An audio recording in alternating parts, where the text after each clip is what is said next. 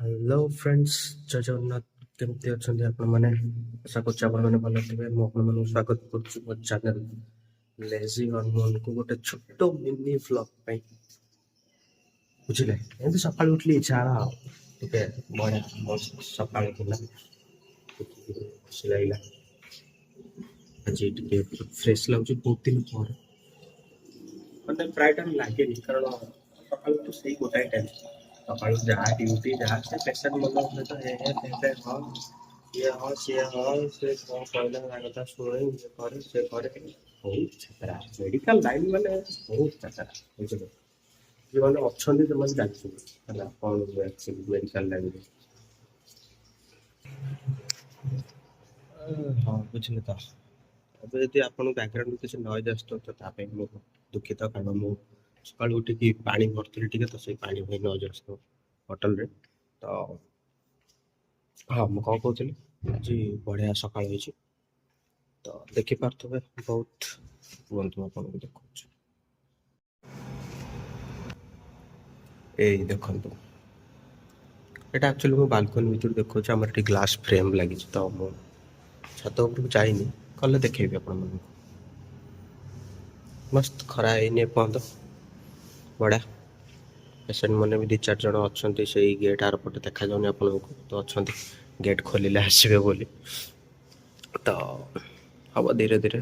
ଏଟା ଆମର ରୁମ୍, ଏଟା ଲିଫ୍ଟ, ଏଟା ମୁଁ ଆକ୍ଚୁଆଲି ଏବେ ଅଛି 3rd ଫ୍ଲୋରରେ। ଦେଖିଲେ ତ, ଚାଲନ୍ତୁ ଯିବା ଛାତ ଉପରକୁ। ଟିକେ କଥା ହେବାର ଅଛି, ବହୁତ ଜିନିଷ କହିବାର ଅଛି, ତ ଚାଲନ୍ତୁ ଯିବା। ହଁ, ତ ମୁଁ କ'ଣ କହୁଥିଲି, यार ସକାଳୁ ଉଠି ଯେତେ ଫ୍ରେଶ ଲାଗିଲେ କ'ଣ ହବ, ସେଇ ଗୋଟାଏ ଟେନସନ୍, କେବେ ଜବ୍ ଟିକେ ବାହାରିବ, ଜବ୍ ଟିକେ ହେଇଗଲେ ମଣିଷ ଟିକେ ଘର ପରିବାର ପ୍ରତି ଟିକେ ଧ୍ୟାନ ଦେବ। ନା, 2024 ବି ସେଇ ଆଶାରେ କଟିଗଲା। ଜବ୍ ବାହାରିବ, ଜବ୍ ବାହାରିବ, ଜବ୍ ବାହାରିକି କ୍ୟାନସଲ୍ ବି ହେଇଗଲା। ଆମର ତ ବେଳା ହିଁ ଖରାପ। କି ବେଳାରେ ମଣିଷ ମେଡ଼ିକାଲ ପଢ଼ିଲା, ବୁଝିପାରିଲେ। ଏଇ ବର୍ଷ କ'ଣ ଶୁଣିବାକୁ ପାଉଛି, ଲାଷ୍ଟ ଆଡ଼କୁ ବାହାରିବାର ଅଛି, ବଟ୍ କିଛି ଗ୍ୟାରେଣ୍ଟି ବି ନାହିଁ ବାହାରିବ କି ନ ବାହାରିବ। ହଁ, କହିପାରିବ ବିଜେପି ସରକାର, କିଏ କହିପାରିବ, ବୁଝିଲେ ତ। କିଛି କରାଯାଇ ପାରିବନି ଆଉ କ'ଣ, ସେ ସକାଳୁ ଉଠିକି ସେଇ ତ ଗୋଟାଏ ଟେନସନ୍ ଆଉ। ଛାଡ଼ନ୍ତୁ, ବଟ୍ କ'ଣ କରିବା, ଗରିବ ଘରରୁ ଆସିଥିବା ପିଲା ବୁଝିପାରିବେ ଯେ ଜବ୍ ମିଳିବାର ମାନେଟା କ'ଣ। ଏଇ ଛୋଟ ମୋଟ ଜବ୍ ଆମେ ଆଉ କେତେ ଦିନ କରିବୁ, ଏଥିରେ ନା ଘର ଚଳୁଛି ନା ତ ନିଜେ ଚଳିହବ।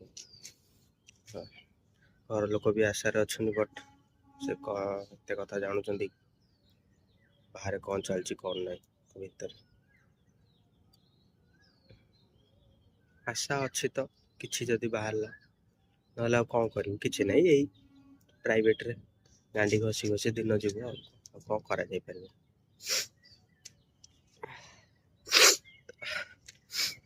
ମୁଁ ଆପଣମାନଙ୍କୁ ଗୋଟେ କଥା କହୁଥିଲି, ଏଇ ବର୍ଷ ସେମିତିରେ ବି ଟିକେ ଆଇ ହୋପ୍ ଟିକେ ଭଲରେ ଯିବ, କାରଣ ବହୁତ ଜିନିଷ ହବାର ଅଛି ହେଲା। ତ ଯଦି ହେଇଗଲା ତାହେଲେ ଭଲ କଥା, ଆମମାନଙ୍କ ପାଇଁ, ଆମମାନଙ୍କ ପାଇଁ। ନହେଲେ ତ ଯେମିତି ଅଛି ସେମିତି ତ ଚାଲିଛି, ଏଥିରେ କିଛି ଅଲଗାଟା ଆଉ କ'ଣ ହବ, ବୁଝିଲେ ତ। ଇଆଡ଼େ ମୁଁ ଘରକୁ ବି ଯାଇନି ପାଖାପାଖି 4 ମାସ ହେଇଯିବ, ଆଉ ଯାଇ ବି ପାରିବିନି ବର୍ଷେ ଯାଏଁ। ତ ଘର କଥା ବି ବହୁତ ମନେ ପଡ଼ୁଛି ଏତେ ଦୂରରେ ରହିଲେ। ଏମିତି ନାହିଁ ମୁଁ ଯାଇପାରିବିନି, ଯାଇପାରିବି, ବଟ୍ ଗୋଟେ କମିଟମେଣ୍ଟ ଅଛି ଲାଇଫରେ, ସେଇଟା ମୋତେ କମ୍ପ୍ଲିଟ୍ କରିବାର ଅଛି। ଏଇନା ଯଦି ଘରକୁ ପଳେଇବି ତ ସେଇଟାରେ ପାଣି ପଶିଯିବ, ବୁଝିପାରିଲେ ତ। ବାପାଙ୍କୁ ଗୋଟେ କଥା କହିଥିଲି ତ, ସେଇଟା ମୋତେ କରିବାର ଅଛି। ହଉ, ଆଜି ପାଇଁ ଏତିକି। ପୁଣି ଦେଖା ହବ ନେକ୍ସଟ ଭିଡ଼ିଓରେ। ସେ ଯାଏ ଜୟ ଜଗନ୍ନାଥ। ଆପଣମାନେ ଭଲରେ ଥାନ୍ତୁ। ଆଇ ହୋପ୍ ଆପଣମାନଙ୍କ ପରିବାର ଲୋକ ଭଲରେ ଥାନ୍ତୁ। ଭଗବାନ କରନ୍ତୁ ଆପଣଙ୍କୁ କିଛି ରୋଗ ନ ହଉ, ମେଡ଼ିକାଲକୁ ନ ଯାଆନ୍ତୁ, କାରଣ ଗୋଟେ ଲୋକ ଘରେ ହିଁ ଭଲରେ ଥାଏ, ମେଡ଼ିକାଲ ଗଲେ ଅଧିକା ଖରାପ ହେଇଯାଏ। ବୁଝିଲେ ତ, ଏସବୁ ମିଛ କଥା ଯେ ମେଡ଼ିକାଲ ଗଲେ ଲୋକ ଭଲ ହେଇକି ଆସନ୍ତି, କିଛି ଭଲ ହୁଅନ୍ତିନି ହେଲା। ଖାଲି ମେଡ଼ିସିନ ଖାଇକି ବଡ଼ିଟାକୁ ଆହୁରି ୱିକ୍ କରିକି ଆସନ୍ତି। ବୁଝିଲେ ତ, ଆଉ କିଛି ମିନିଂ ନାହିଁ। ତ ଆପଣ ନିଜ ଦେହର ଧ୍ୟାନ ରଖନ୍ତୁ, ଏକ୍ସରସାଇଜ ହେରିକା ନିୟମିତ କରନ୍ତୁ, ନହେଲେ ବୁଝିପାରୁଥିବେ ମେଡ଼ିକାଲ ଗଲେ କ'ଣ ହେବ କ'ଣ ନାହିଁ। ଗଭର୍ଣ୍ଣମେଣ୍ଟ ମେଡ଼ିକାଲରେ କିଛି ଫ୍ୟାସିଲିଟି ସବୁ ଥାଇକି କିଛି ନାହିଁ, ପ୍ରାଇଭେଟରେ ସବୁ ଥାଇକି ପଇସା ନାହିଁ। ବୁଝିପାରିଲେ ତ। ଜୟ ଜଗନ୍ନାଥ। ଦେଖା ହବ ଆଗାମୀ ଭିଡ଼ିଓରେ, ମାନେ କାଲି ଆଉ ଆଗାମୀ ଭିଡ଼ିଓ ଆଉ କାଲି କାଲି ଦେଖା। ଆପଣମାନେ ସପୋର୍ଟ କରିବେ ଟିକେ। ଆପଣମାନଙ୍କ ସହିତ କଥା ହେଉଛି, ଆଉ କାହା ସହିତ କଥା ହେବେ? ଆଉ ସମସ୍ତେ ବାଳ ବିଜି। ବୁଝିଲେ, ହଉ ଟାଟା।